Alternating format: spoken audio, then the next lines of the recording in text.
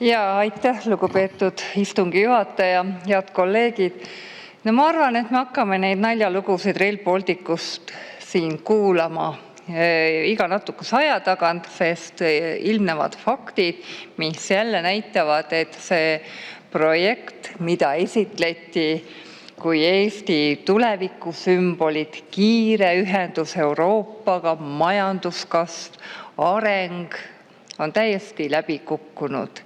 Ja mida rohkem me sellesse projektiga süveneme, seda rohkem kerkib küsimus, et kas see on nüüd läbimõeldud riiklik investeering või hoopis kontrolli alt väljunud rahapesu megaprojekt. Alustame kõige lihtsamast, rahast. Avalikkusele räägiti algselt, et Euroopa Liit maksab suure osa kinni. Tegelikkus on aga hoopis teine.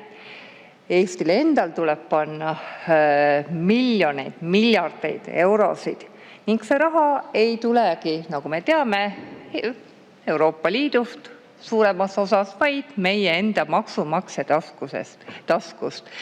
Ja ka avalikult on tunnistatud, et raha on puudu ja vähemalt 1,2 miljardit. Ja kui projekti alustati lubadusega, et teeme, teised maksavad, ja nüüd me oleme jõudnud olukorda, et teeme ikka, et peab olema. Me ei tea, kust raha tuleb, valitsus ei tea, kust raha tuleb, ja ka meie minister paneb peale selle plaadi, mis ainult kordab, et Rail Baltic tuleb, kõik on kokku lepitud, tuleb 2030, kuidas tuleb, ei tea, kuidas tuleb, aga tuleb.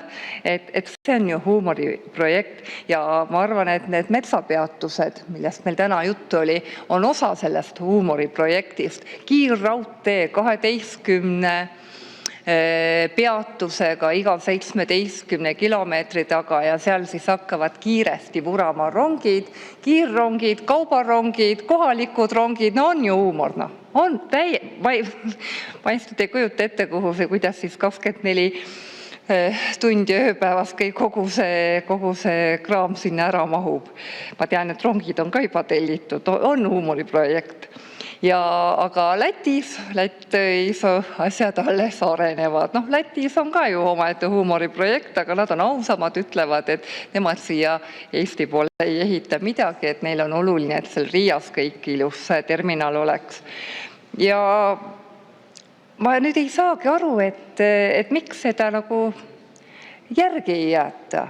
Raha ei ole, meie riigieelarve on miinuses, võtame laenu, teeme mingit megaprojekti, ilma et me ise ka aru saame, milleks seda vaja on, et 213 kilomeetri peale me siis teeme neid viadukte, lõhkame betoone 3 meetri kaupa.